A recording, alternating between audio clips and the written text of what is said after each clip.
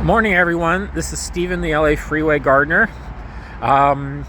It's the first week in May, and if you're familiar with weather in Southern California, you've probably heard the term May gray, and that's what we're having this week. A lot of clouds, especially in the morning. No rain for the last week or two, and nothing forecast coming up, but it's kind of nice. It's not too cold. I call this Goldilocks weather. It's not too cold, it's not too hot, it's just right, especially if you're a gardener. It's lovely for working in the garden. So anyway, as far as my wildflowers are going, we've reached our peak already. Everything kind of peaks in April, and as I said, it's the first week in May, so there's still lots and lots of stuff in bloom, but a few early things are starting to die back a little bit. My blue lupins are over on the freeway are not looking very well. They're dying back and going to seed. I still have, I'm actually showing you the front yard right now, not my freeway garden, but still lots of poppies blooming. I believe these are oriental poppies, and the bees are still loving them every day. I've got lots of larkspur, which I love, one of my favorite things, and I collect the seeds every year and replant. Among the flowers that I have that are not wildflowers are some of the bearded iris. I've got this lovely yellow one, and I really need to do a video about bearded iris. But mark your calendars, if you live in Southern California, mark your calendars for August. That's when you can really buy a nice selection of bearded iris. But I've got these bright yellow ones in bloom right now, and I've also got some lavender colored ones going, and I've got a few others in here. They're one of the few perennials I actually put in amongst the wildflowers. And then the yellow and red gaillardia are still going wild.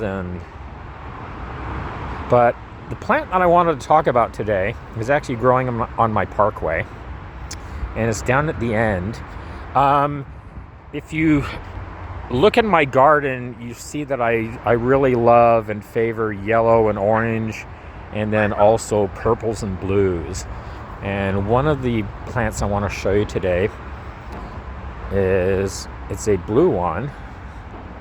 Here it is, called Globe Gilia, and it's among the plants that I grow from seed. And as I said, it's right here on the parkway. It's about 1 to 2 feet tall. It's sort of like a bedding plant, but I'm really starting to love this. I'm seeing some bees in here as I look at these. What I'm really starting to love about this is not only the color, but it's so easy to grow. And I've in the past grown a lot of stuff that gets really tall, like 3 to 4 feet. And when they all die back, it's a lot of plant material to deal with. I kind of like these because they're more manageable. And let me show you up close. I believe I got these in a packet of a regional mix of seeds from Wild Seed Farms. I just checked their website, and they didn't seem to be selling the individual seeds. But you can, if you do a search online, you can find Globe Gilia, 2 words. And I really recommend these. I mean, and I didn't really realize, as I said, that the bees are really all over this. Right, usually right now they're all over the poppies, but they're loving this. And if you want something blue in your garden, I'm here in Southern California. We're in like zone 10 and 11. These Globegilias also are one of the things that they don't bloom early in our spring. They're one of the later bloomers. So it's kind of nice to have something that's just showing up now in May. And they'll hang around for a while, and eventually they'll go to seed, and you'll get these tiny little brown seeds in each of these heads. Each of these heads will be just full of the seeds. So that's my recommendation for today. If you want something blue and manageable, and it is a native in the western part of the U.S. I'm not sure if it's a native here in California, but I think it is. So yes, hope you enjoyed it. And before we go, let me just show you. I've got a cosmos plant. This is kind of funny. It grew as a stalk and then it fell over.